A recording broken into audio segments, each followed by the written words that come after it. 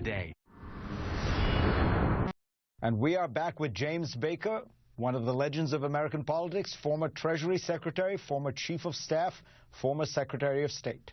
What do you think about the man representing your state? The Houston Chronicle just waxed nostalgic in an editorial about K. Bailey Hutchinson, almost suggesting they wish they had never endorsed Ted Cruz for that job. Do you think Ted Cruz represents your views in the Republican Party? Well, I'm not sure that he represents my views in the Republican Party, but I'm not going to sit here and dump all over my junior senator. Particularly given the fact that he worked for me in 2000. He was a very fine lawyer in that recount battle we had in Florida. And he was a good Solicitor General for the state of Texas.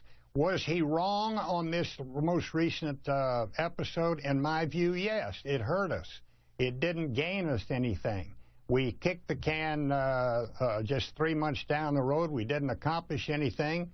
It didn't take a rocket scientist, in my view, to figure out that if you don't have the Senate and you don't have the White House, you're not going to be able to defund Obamacare. It was a maximalist position, had no chance of being accomplished, and therefore I think it was a mistake. And I think it was Senator John McCain, if I'm not mistaken, who said it was a fool's errand, and I'm not disinclined to disagree with that. What do you think should happen now that the can has been kicked the next time around this happens? Mitch McConnell says, you know, 2 kicks of a mule and you're meant to learn. The second kick is you're not meant to learn much, meaning by that we shut down the government once in the mid-90s, didn't work. We shut it down this time, it didn't work.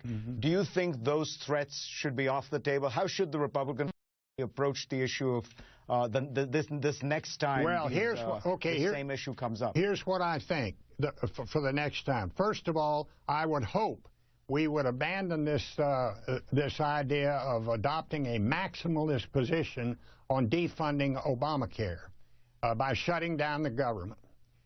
The way to defund Obamacare is for us to get out there and win elections, win control of the Senate in 2014 and the White House in 2016, and keep the House, and then we can repeal Obamacare, and we should. It's a horrible law, in my opinion. And you know, one of the adverse effects of what we've just been through is that we didn't get to see all of the problems that are taking place with respect to trying to implement that law. It's a disaster. But that was all overshadowed by what we went through. So what should we do next time? Don't take a maximalist position on defunding Obamacare, but be tough in terms of fiscal reform. Hang in there tough to get some spending restraint, not necessarily to shut the government down. Although I would say this, I don't think there's anything wrong with hanging tough on the debt limit. A lot of times a party out of power does that. It's customary. It does give you leverage. If the administration doesn't control the House of Representatives, they ought to expect that they're going to have problems getting the debt limit increased. And if the president is going to adopt the attitude that he won't negotiate an increase in the debt limit, even though all presidents have before, and he has himself in 2011, I think you'll pay a political price for that. That's different than saying I'm not going to negotiate on the defunding of my signature health law. But as a political matter, you've played this game in Washington better than most. The president does seem to have won. I mean, the Republicans dropped, what, 15 points in the polls? I agree with that. The president dropped a little. The Democrats dropped a little. And Obamacare actually edged up a little. Net, it seems to have helped the president. Well, I don't think it's helped the president. When the president's numbers have come down. The Democratic Party's numbers have come down. And the view or opinion of America has come down. And look, he's the leader of the country. 87% today think that you take a poll, 87% say we're on the wrong track.